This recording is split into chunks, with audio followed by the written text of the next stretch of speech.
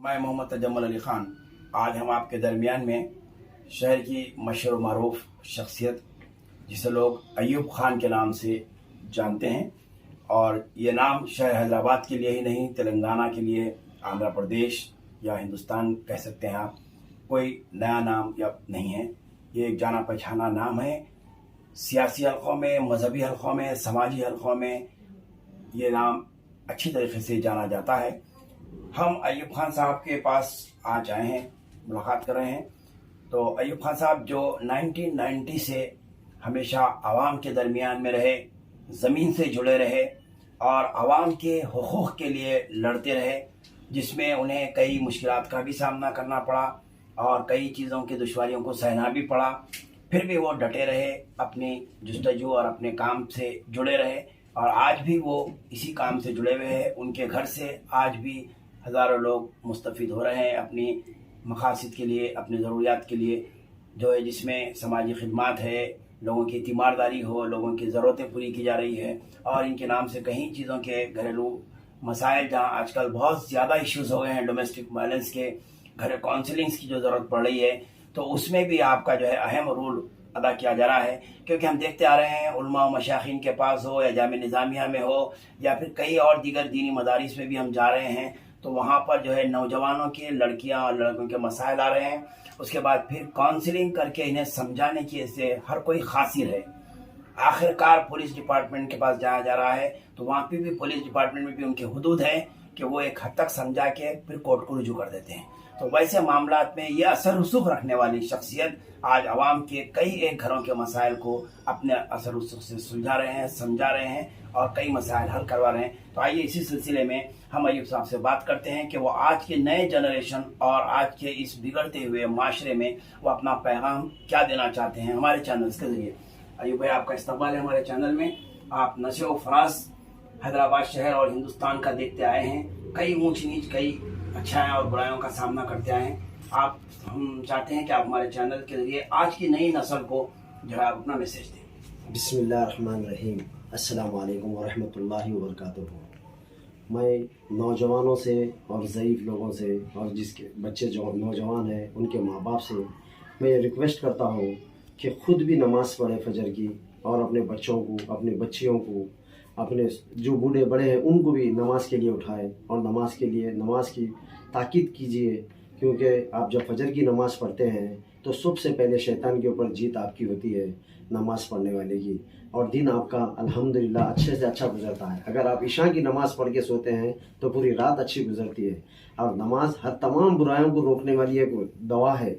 जैसा कि कुछ बीमारी हो गई तो जैसा दवा खाते हैं, नमाज एक ऐसी चीज़ है कि तमाम बुराइयों को रोकती है। आप शराब पीने से, गांजा पीने से, गलत काम करने से बच जाते हैं।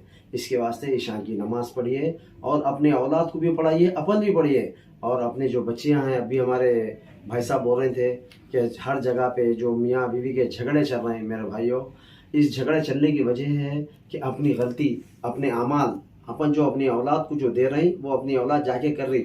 आप देखिए किसी के भी घर में अगर दामाद बेटी जब आती है खुश आए तो खुश हो जाते हैं, अरे मेरी बेटी इतनी खुश है। अगर वही बहू और बेटा अगर मिलके हंस के बोल के बात करे तो सास को तकलीफ हो जाती। ये नहीं समझना कि सास कि ये भी मेरी बच्ची है, वो भी मेरी बच्ची है।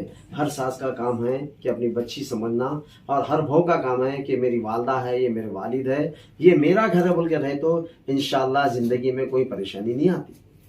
रवीन, जैसा मसाजिद के ताल्लुक़ से, अपने नमाज के ताल्लुक़ से जिक्र किया है, आज शहर में आजकल देखा जा रहा है कि कई मसाजिद में एक सफ़ भी पूरी नहीं हो रही है, और कहीं तो इमाम और मौज़ूम साहब भी नमाज़ पढ़ रहे हैं, जिसकी वजह से मुखालिफिन जो इस्लाम दीन है वो मसाजिद को निशाना बनाते हुए शहीद कर रहे हैं। तो इसमें जो है किस तरीके से महल्ले की जिम्मेदारी बनती है कि हर घर से जो है नमाज के लिए लाया जाए, इस ताल्लुक़ से आप क्या करना चाह रहे हैं कोशिश इसमें?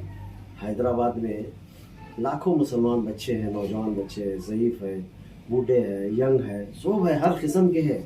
मगर उसके बाद में भी आप फजर की नमाज़ में अगर जाएंगे तो मस्जिद में देखिए बड़ी मुश्किल से 5 आदमी, 2 आदमी, 3 आदमी। यहाँ पे हमारे हैदराबाद में, वो भी ओल्ड सिटी के अंदर, मस्जिदां खाली है। रमज़ान का महीना है तो मस्जिदां खुल जाती है। रमज़ान के महीने में आसमान से गिर के आते हैं हम लोग? नहीं, वो भी घरों से निकल के जाते हैं। तो अल्लाह ताला हम सबको हिदायत दे, हम 5 टाइम नमाज पढ़ना। और इस वजह से अगर हम नमाज पढ़ते रहेंगे तो हमारी मस्जिद आबाद रहेंगे। जब जो भी चीज़ आबाद होती वो कभी भी नहीं टूटती, हमेशा आबाद होकर बढ़ते रहती, वो कम नहीं होती। अगर हम ईमान वाले हैं, अल्लाह ताला हमको हिदायत दे, रब्बुल आलमीन हम सबको 5 वक्त नमाज पढ़ने की हिदायत होना हमारे को। अल्लाह ताला से दुआ करिए हमारे वास्ते भी और आपकी औलाद के वास्ते भी, और नौजवान बच्चों को ख़ास करके ये ताकीद करो आप लोग, आपके महल्ले के बड़े बुजुर्ग जो भी है, आलिम है, जैसा कि हाफिज़ है, मस्जिद के इमाम है, जो खुतबा देते हैं जुम्मे के दिन, वो खुतबे में बोलिए कि 5 टाइम नमाज पढ़ने के लिए। नमाज नहीं पढ़े तो क्या तकलीफ़ होने वाली है। अल्लाह के नबी सल्लल्लाहु अलैहि वसल्लम के चाहने वाले बोलते हैं, आप देखिए मिलादुन नबी आया, मिलादुन नबी के दिन लोग कई हज़ारों लाखों रुपए खर्चा करने के बाद में भी फिर उसके बाद में अल्लाह के नबी सल्लल्लाहु अलैहि वसल्लम की सुन्नतों को हम छोड़ दिए।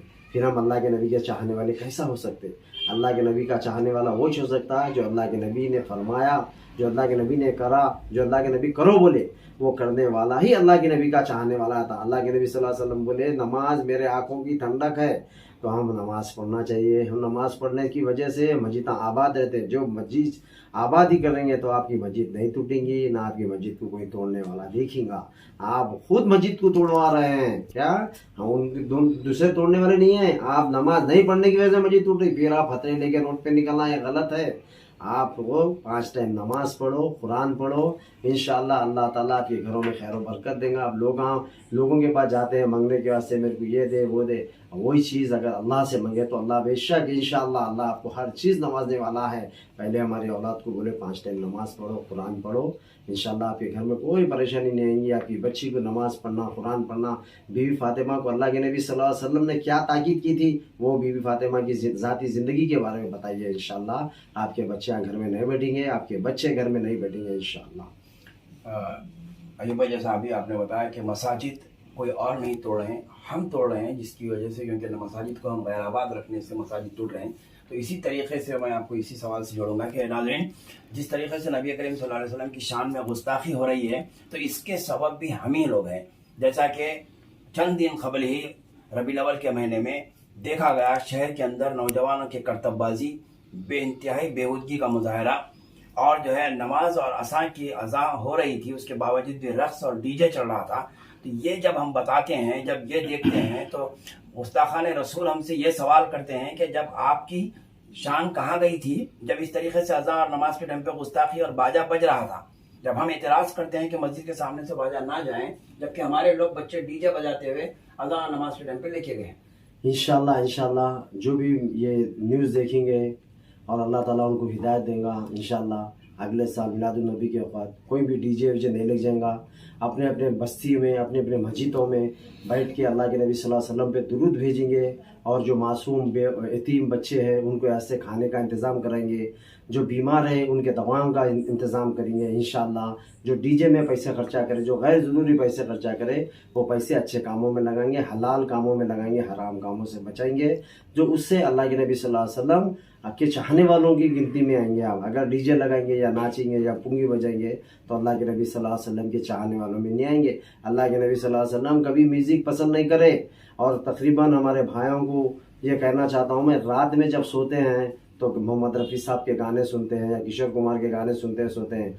जब आदमी जो सोचते हुए सोता है, जो पढ़ते हुए सोता है, तो जब फजर नमाज के वक्त उठता है, सुबह में उठता है, नमाज पढ़ने वाला हो या बेनमाजी हो, तो वो भी वही याद करते हुए उठता है। अगर आप गाने सुनते हुए सोएंगे तो गाने निकलेंगे मुँह से, अगर आप अल्लाह का कलाम पढ़ते हुए सोएंगे तो अल्लाह का कलाम निकलेगा इंशाअल्लाह। अगर आपकी मौत सोने के बाद अगर हो गई तो आप जन्नत में जाएंगे, क्योंकि आप अल्लाह का जिक्र करते हुए गए। अगर गाने सुनते वो सुनते जाएंगे तो अल्लाह ताला आपके कानों में शीश डाल देगा।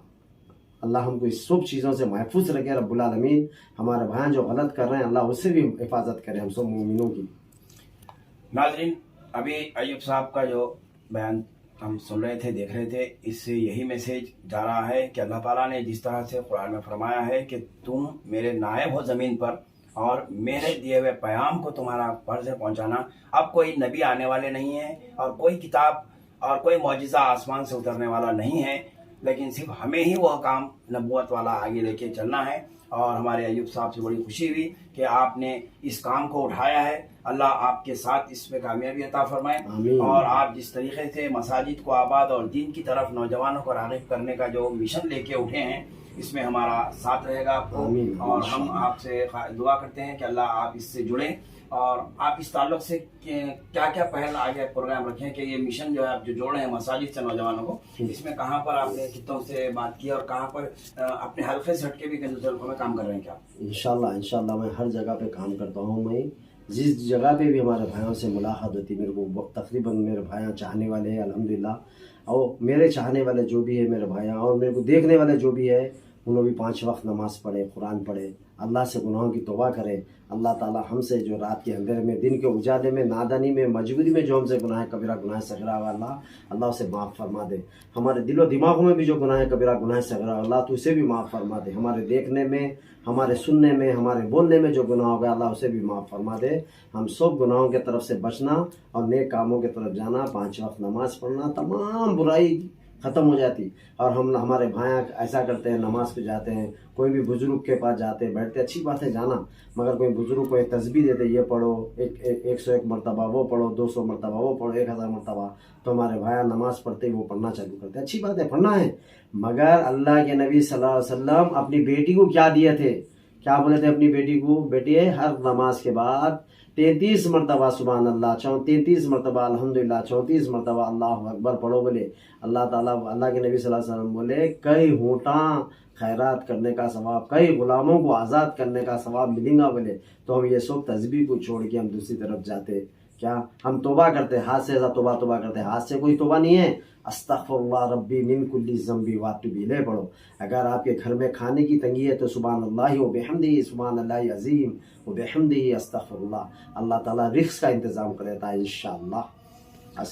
ناظرین, ایک منٹ, جب سے ہمارے درمیان میں ایوب صاحب سے آپ میسیج سن رہے تھے, اللہ کے کلام کی دعوت دے رہے تھے, جیسا اسلام کی تاریخ میں ہم جانتے ہیں کہ حضرت عمر فاروق رضی اللہ تعالیٰ عنہ نے جب اسلام قبول کیا تو فتوحات ہی فتوحات اسلام کو ملے, اور نبی کریم صلی اللہ علیہ وسلم نے دعا کی تھی کہ ابو جہل یا حضرت عمر کو اسلام کے لیے تو چن, تو پروردگار نے حضرت عمر کو چنا. اسی طرح سے سلطان صلاح الدین ایوبی نے بھی کئی فتوحات کرتے ہوئے دین کے جھنڈے, اسلام کے جھنڈے گاڑتے ہوئے سرزمین پر اللہ کا نام اللہ اکبر قائم کیا. تو آپ بھی اسی نسبت سے ایوب نام رکھتے ہیں, تو اللہ تعالیٰ نے آپ سے بھی اسلام کے دین کے جھنڈے زمین پر گاڑنے کے لیے کام لے رہا ہے. ہماری تمام کی دعائیں ہیں, اللہ آپ کے اس مشن میں کامیاب کرے. اور بہت شکریہ. یہ تھے ایوب صاحب جس سے ہم آپ کو بات کرا رہے تھے.